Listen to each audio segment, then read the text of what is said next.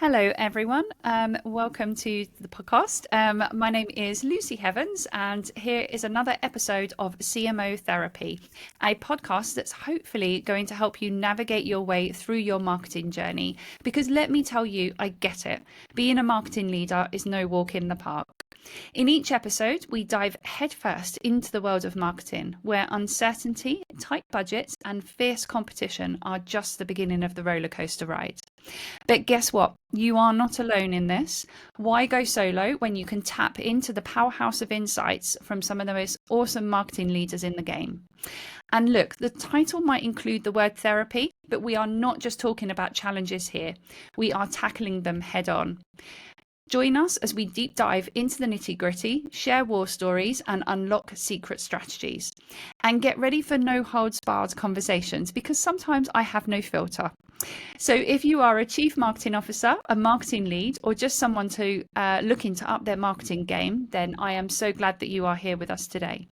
So today I have with me the very awesome Corin. Can you please give a quick introduction and let everyone know who you are? Of course. Thanks very much for having me. I'm Corinne. I am a marketing lead at SumUp, and I have been in marketing all my life pretty much. So I have over 15 years of experience across product marketing, brand marketing, and growth marketing. Lovely. So a funny mix. That is the full mix. That is the full mix. When we had a little bit of a chat before, we decided on a title, which is In Brand We Trust, but please bring the leads. And I remember having the kind of the back and forth conversation with you on this, and we chose it because we were chatting about how to find that really good, healthy balance between performance and brand investments. And of course, it goes back to that good old question of like, how do we measure brand, right? Which I don't think is actually the problem. I think it's more marketing often struggles to communicate the value. But anyway, this is what we're going to get into, which is a really good discussion. I'm very, very excited for this. So let's get started. So I have a question for you to kind of open up the discussion and see where we go with this. But when you mentioned working for SumUp, being a marketing lead at SumUp, and when you walk into kind of high growth teams or a high growth kind of company like that, what is your first thoughts on the kind of the brand and performance split? Like what's going through your brain, and what metrics are you kind of looking at to sort of zoom into that are going to really kind of shape that decision that you make? It's always a tricky one because, growth people are numbers driven. They operate on very short-term metrics. So it's naturally quite hard to convince them to do something that will only pay off long-term, like brand investment. And what I've seen is there is some good moments to steer the conversation towards like, okay, what could be a really good balance? And one of them is when they hit the ceiling. So when the performance, the lower funnel investment hits the ceiling and they can't just spend more money without losing efficiency. And that's usually where it's a really good moment to be like, okay, hold on. Maybe we need to approach this differently and from a more full funnel lens. And another thing that I learned is instead of being like brand investment or big brand awareness campaigns, it might be good to be like, why don't we run an experiment? Oh, I like you that. know? Yeah. Well, it's just an experiment to help decrease your customer acquisition cost, CAC, with all they care about, really, and see if we can make the full funnel more efficient. This has been like whenever the conversation is in that kind of realm, it's usually where people start to listen. Whereas when you come in and you're like, I want to run a brand awareness campaign with emotional creative and it might pay off in 6 to 12 months. That's usually when they're like, please leave the room. Yeah. So The eyes start to glaze over, and it's, oh, here they go again with the motion, yeah, tugging at the heartstrings. Like, exactly. The shapes and colors department is back. Yeah. so when you are having that, I love that. When you are having that discussion, then you're talking, when you are talking about it being an experiment, you're talking about an investment, especially when it comes to brand, in a bit more of a longer term than what maybe they're used to. So before the revenue kind of shows up here, like what are those kind of indicators that you can pass back to the rest of the business to tell them that this is working, this experiment is working? Like, what are we looking for? Yeah, I think there's two metrics especially that are kind of the leading ones. Lift in direct website traffic is definitely one of them that usually quite quickly you would see an increase. And then also branded search is also the other part, that like people do become aware of your brand and they start searching specifically for a brand name. This is the other one that should show up quite quick. And then obviously there are the other things like brand awareness or consideration that might take a bit of time. Also, like the measurement is just different. You need to run those brand trackers. They might run on a quarterly basis. You don't have it immediately available. But I do think that if you focus on lift in direct traffic and branded search lift, you already have something to give. And now also the search topic is changing a bit as well, because now Yes. like it's not just Google anymore, right? Like a lot of people now go via ChatGPT or some other AI tools where they ask for what brands to use, or like what is the best fit for me.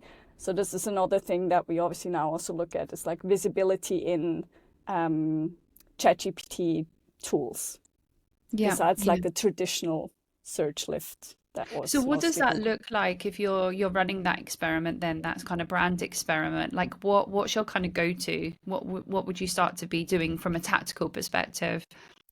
I think it's first of all really set up the experiment properly.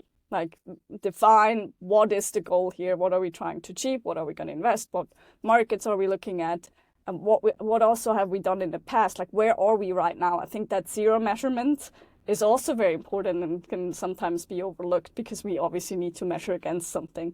And then if we just take out now those two, website traffic and branded search lift, and then just make sure we look at them on, let's say, a weekly basis, and then report back after 4 to 8 weeks and see where we're at.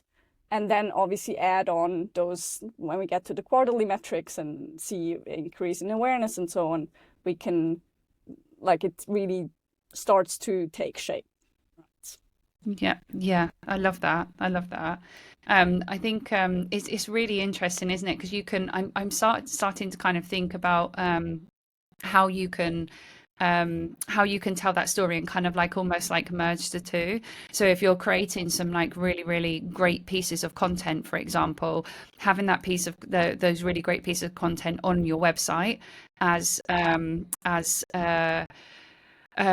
for kind of SEO and everything, like you said, to kind of help to increase the sort of visibility, the search visibility and that sort of thing. But actually then equally just taking that content and maybe putting it into kind of a nice ebook or something like that, that actually could potentially help then with being kind of a bit more of a hand raiser. Do you know what I mean?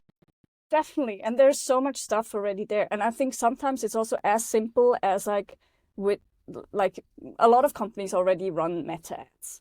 But the goal is always conversion, because it's so low funnel focused.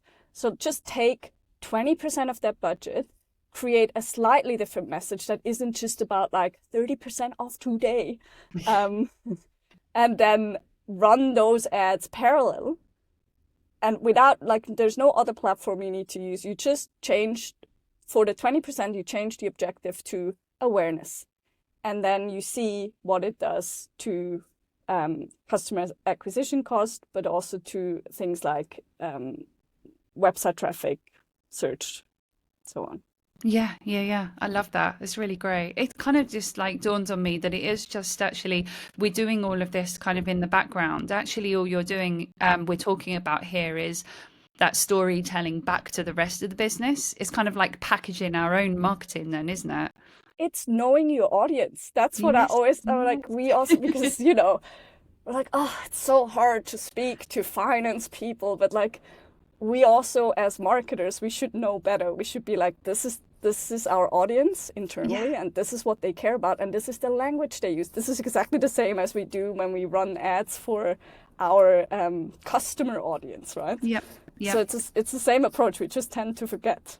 I love that. I love that. It kind of makes you think about it a whole different way, doesn't it? If you sat there and had a session with your team where you did some kind of like internal persona mapping or Yes, something like that. yes, exactly. Yeah, yeah. I think that's a great exercise to do. Might take that one away actually and do that. Make me So a when poster, you're please. yeah, when you're thinking then about blending the kind of incremental sort of testing that you're doing or experiments with that kind of day-to-day attribution. So you've got, that really good kind of balance of performance and brand. Like what's this kind of minimum viable um not product, like minimum viable strategy, I suppose, for both of those that you can run kind of against each other to sort of prove it. Yeah, I think if there's very limited budget, which happens a lot, right? Yes. Especially in a company that only runs lower funnel, that usually is an indication that there isn't that much budget. And that's why we focus so much on conversion, which is fair enough. But I think then the kind of experiment or minimal viable strategy that we could do here is to say like, okay, we're going to invest a part of that budget into awareness, but maybe just in one specific region, and then analyze that against a similar region that didn't have this awareness layer to it, and then see if there is a correlation with acquisition efficiency. So like, does awareness go up and CAC go down? Great, then like let's replicate that, right? And actually the best way, or like the best possible outcome, would be if you find this percentage for this, or like if you find that brand lift factor, which is some Mm. kind of percentage of like, okay, we invested this much, awareness went up by 2 percentage points, and CAC went down by 4 percentage points. And then you start to understand those levers, and can also run more tests, because it's not every market is going to be the same. Not every market starts at the same level of awareness. There's so much that plays into it. And especially for me working at SumUp, we have so many different products, so many different markets, so many different segments. Then we have so many things going on that sometimes those tests become quite complicated. And Mm. luckily we do have an analytics team. So this is also maybe something that a very scrappy startup wouldn't necessarily have available, right? So, but then the good thing is it's usually then quite simple for a startup that has one product, is maybe in a couple of markets, or even just one market for now, and then does the region and can do the regional testing. Yeah, that's really interesting. It's kind of like the way I sort of think about it in my head. It's like having, those marionette, the puppets with all the strings, and Mm. you're just trying to work out what strings that you need to pull to make it kind of like move in the right way. Exactly. And I mean, there's another whole layer to it, which is the like how good the creative itself is. Because like if there's no lift in awareness, then you really need to rethink the message you put out there, the creative as a whole. Like, what's the problem here? Like, do people not recognize your brand, or do they just oversee the ad, or is it confusing? Confusing is always a problem. So Yeah. like, there's so many extra layers to this. This is obviously a very simplified version, but to start testing and to start seeing results, and playing around with those different levels of the funnel, I think is super interesting. And I like the way you say your position it where you said earlier about, having that experiment, making sure at the start that you're defining kind of who the target audience are and having that hypothesis for, what you want to get to at the end. But I'm starting to kind of see what you're saying as well now with like the tracking of that all the way through, because where you have those little like variables, for example, that you have to consider, this is a really great way to keep a track of what those kind of variables are, like your thought process all the way through, and the tweaks that you're making, because that's the story, like you said, you want to kind of tell back to the CFO when they finally come to you and say, I'm really sorry, but we're going to have to, cut your brand budget this quarter, right? Yeah, I think that's such a key thing, because your best defense in those moments is knowing the actual impact. Yeah. Like, yeah, I want to cut brand budget. If you don't know what the brand actually brings to the table, what this lift is, then what are you going to say? Like, yes, the budget is going to be cut. But if you have this brand lift factor, as I called it, or whatever you want to call it, but like you see the correlation between awareness and customer acquisition costs, it becomes a completely different conversation. It's not about, oh, brand versus performance. It's then about like, well, cutting brand means we're going to have a less efficient funnel, and it's going to increase the CAC. And then you can go back to the test and be like, wait, after Q2 testing, we saw for every 1 percentage point aided awareness, we actually got organic traffic up by 3% and CAC decreased by 4%. Do we really want to risk? Then it becomes a risk. It's not just like we're going to take it away because we don't really know, or like we only know in a year if this actually worked. Yeah. So it becomes, again, their language and what they really care about. Yeah, yeah, I love that. No, it's really interesting. Yeah, sometimes that's exactly what you just said. Like it is knowing kind of their language and the right questions to kind of ask back. I think a lot of times when you have those questions that are put to you, you sort of feel a little bit like defensive, right?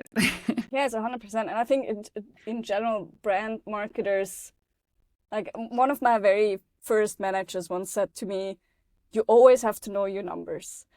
And I think a lot of people working in brand, they're not there for the numbers part.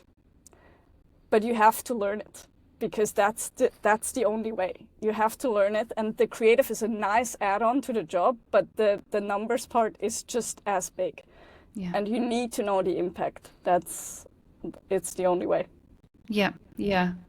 Actually, I want to double click on that a little bit, because this is really interesting. This is a conversation like I have all the time with other kind of marketing leaders, and it is that kind of how to present back the brand value, I suppose. And there's the number side to it. What's your kind of feeling then as well on the more uh, the not the number side, so bringing sort of like quotes and the positive kind of feedback from customers or from prospects on the brand, like how do you kind of tell those stories, or do you include those stories in your performance kind of reviews? I definitely do, and I think that part is so important as well, because it's a piece of, like, I see it as a puzzle, and this is a very important piece.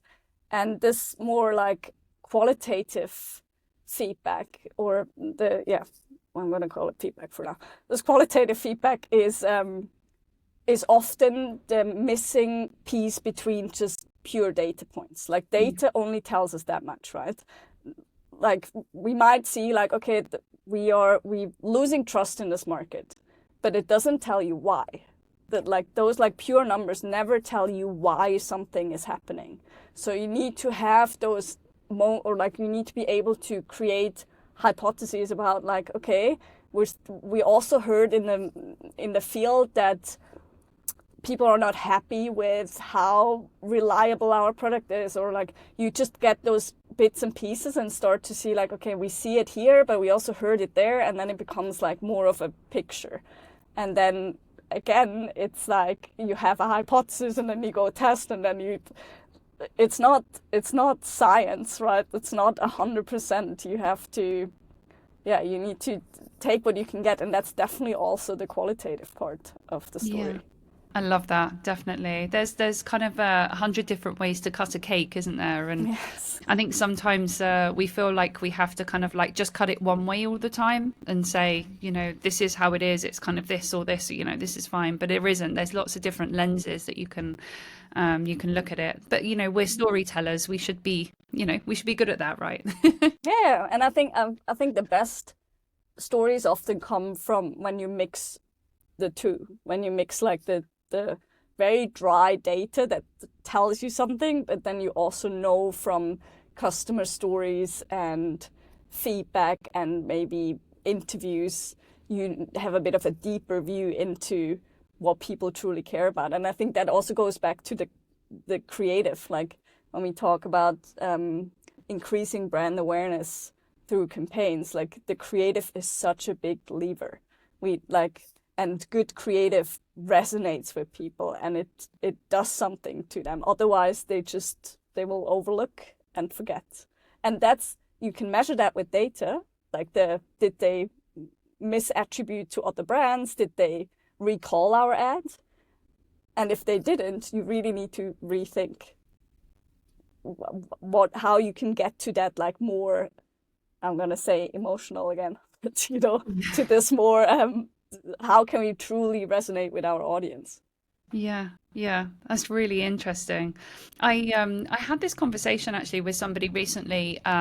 We were talking about good old thought leadership. Really hate that word or those words. There's so many different like definitions of it, or people understanding different understandings. But it was really interesting because we were talking about thought leadership, and we were talking about how kind of these how it's presented, and what we were saying was that. When people are presenting thought leadership, it kind of needs to be sort of very much in the format of like clear kind of instructions or information, like in the form of like a checklist. Like, here's 5 things that you need to do. So go away and do this now, because this is going to make your whatever it is better. You're going to be more efficient. You're going to be able to increase your revenue or whatever. And I was actually saying I sit kind of a little bit differently. Sometimes when I hear that sort of thought leadership, I feel a little bit not defensive, but I feel like it's being rammed down my throat. And I actually sort of said that I feel like when I hear sort of thought leadership, the best thought leadership for me is that storytelling. It's when somebody's kind of standing up and saying, this particular thing happened to me, and this is kind of what I did maybe, and this was the output. So they're not necessarily giving you that, clear like instructions, go away and do this, but just hearing that experience from them, and that story is kind of the the thought leadership. But I just wanted kind of your view on that, because sometimes when I feel, the reason I'm asking that is because for me, sometimes this is where the sort of the brand and performance, I think, gets like mixed up, because people automatically think in their head when they think about performance marketing, and they're thinking about doing things like paid LinkedIn ads or something. They're thinking about having those really short, sharp kind of like instructions, and like boom, boom, boom, you click this, do this, like it has to be in that tone. And then the brand is always like the softer, more like we've just been saying all along, the more emotional like storytelling. And I don't believe in that. Do you know where I'm going with this? First of all, I fully agree with you. Whenever somebody's like, well, here's the list, just do this, I'm like, well, have you worked in this profession ever? Because like I'm gonna admit happily that we haven't it all figured it out, and I think that's true for a lot of my colleagues here and outside as well. Like a lot of it is like, again, like trying things and seeing where it leads us, and there isn't that one playbook. I think otherwise I'm not sure if our jobs would be needed so much, especially in the age of AI. Like if you have clear instructions, then so this just out of the way, I fully agree with that. And then on the like performance and brand thing, I do think, like, first of all, I think the best campaigns are linked. Like the best campaigns are a full funnel. So you might have some more space, or some more room to tell a story upper funnel. But then you can take this throughout the funnel with you, especially if you find a really good insight. Like if you build a story on a really good insight, and then you can take this from like the bigger storytelling you might do, like, because I mean, also, let's be real, like there's never going to be a 30-second lower funnel ad. Like this is just not, that's not how it works. But if you find a really good angle, you can still use this lower down the funnel and make it a bit more salesy.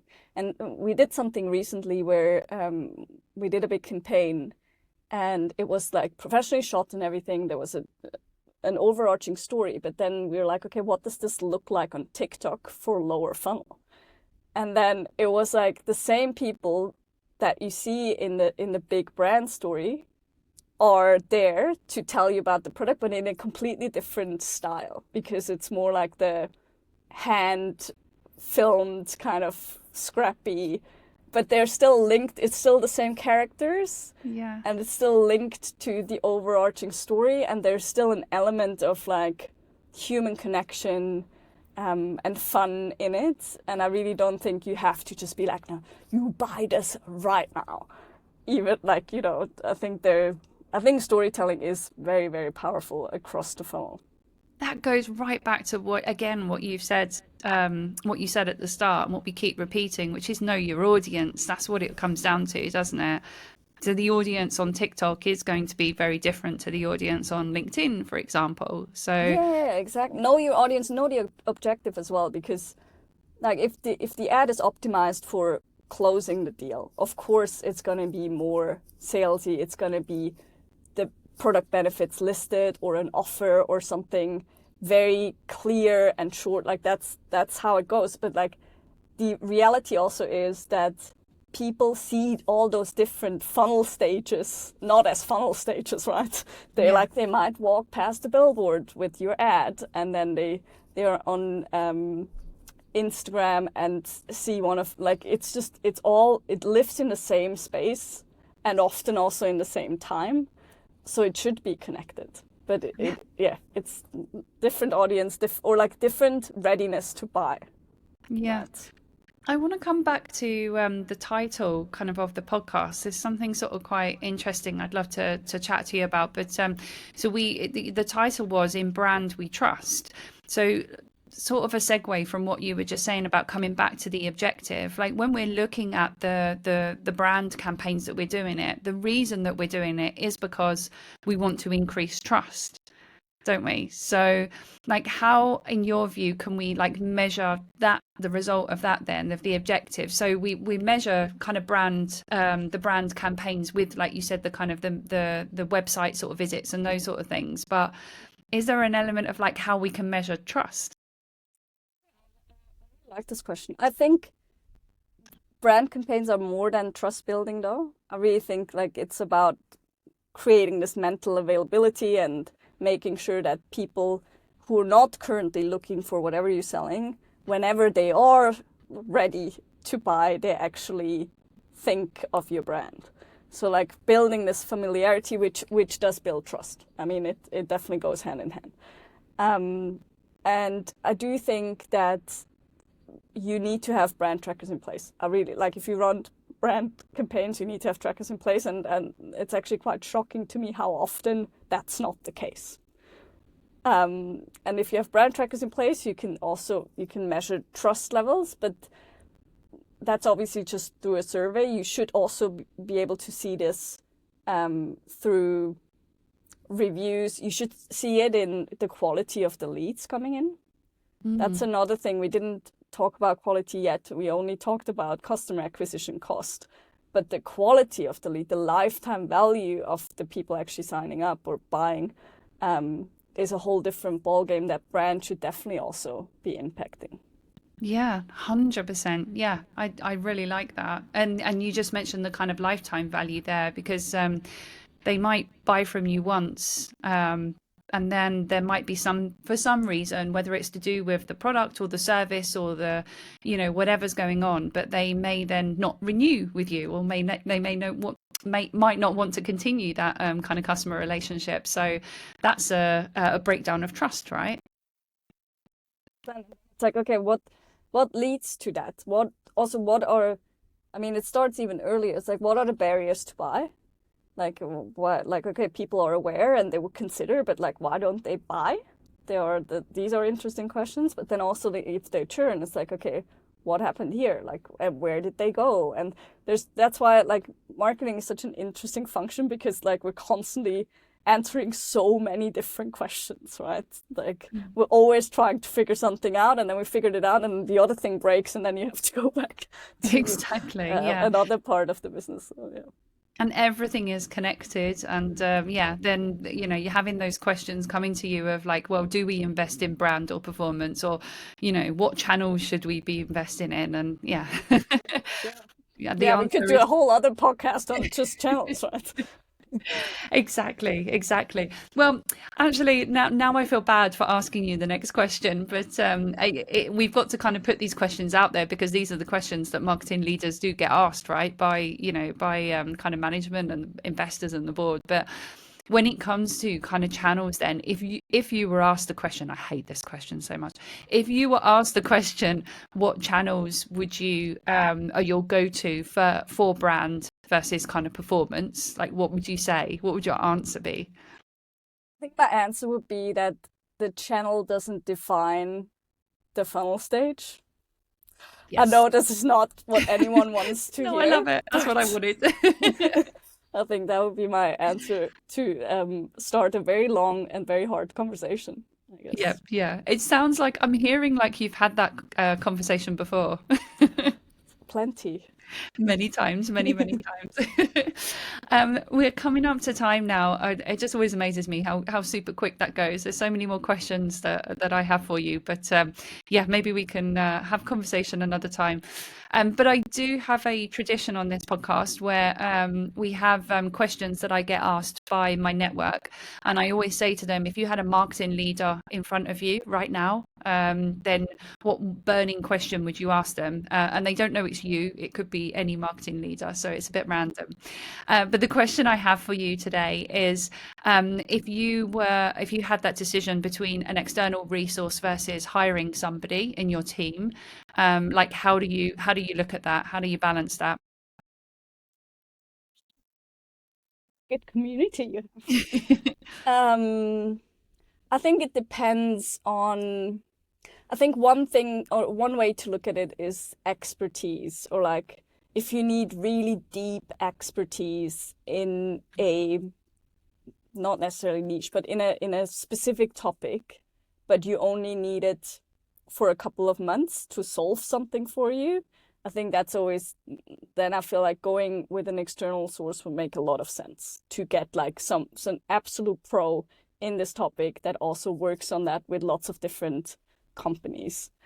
If it's more of an ongoing need, and I guess we have those kind of conversations a lot when it comes to creative, like the copywriters and designers and so on. And a lot of companies have in-house um, design or creative studios, and then some really swear by going with external agencies.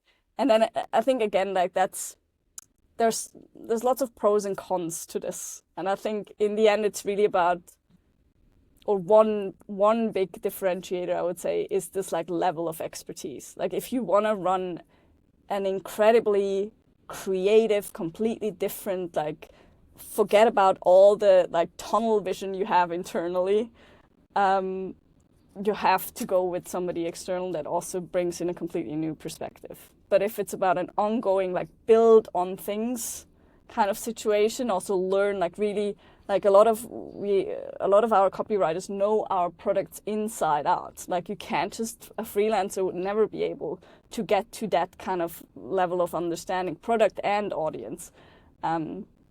Which then if it comes to like writing copy for product pages on the websites, it's tricky to do this with somebody who's external. But if it's about writing copy for a brand new, super creative campaign, it might actually be better to have somebody that has never even heard of your brand before. Yeah, I love that. I like that kind of interesting thought of almost like that is a little bit of sort of testing your messaging, isn't it? Yeah, Um, exactly. And it's always interesting also what those people ask, what kind of questions they ask, and like how they see your brand, because you only ever speak to people within your little universe, and we obviously have so many blind spots as well. And then when those freelancers come in, it's such a, I think in general it's good to have a bit of a mix every once in a while yeah, in yeah. marketing for those kind of reasons also. It's always a bit of a research project as well. It comes down to budget as well, doesn't it? And I I think, mean, like yeah, you that said, is actually the first thing. Like, yeah. how much money do you have is How actually the much? first Yeah. question. And it like I think budget and what kind of stage of the company, like you said before, that you're at. If you are at that kind of smaller sort of scrappy early startup phase, then actually using external resources is a good little way to get something done quick, right? Quick and risk-free. Like Yeah. we spoke about this earlier, like everything is an experiment in a lot of those environments. And if it's just an experiment and you don't know yet if you're really gonna double down, then it might be better to just get somebody external in for that short period of time and then Yeah. take it from there. Yeah, yeah, that's great. Thank you. God, that was a really good question, wasn't it? Love it. Yeah, thank you, person.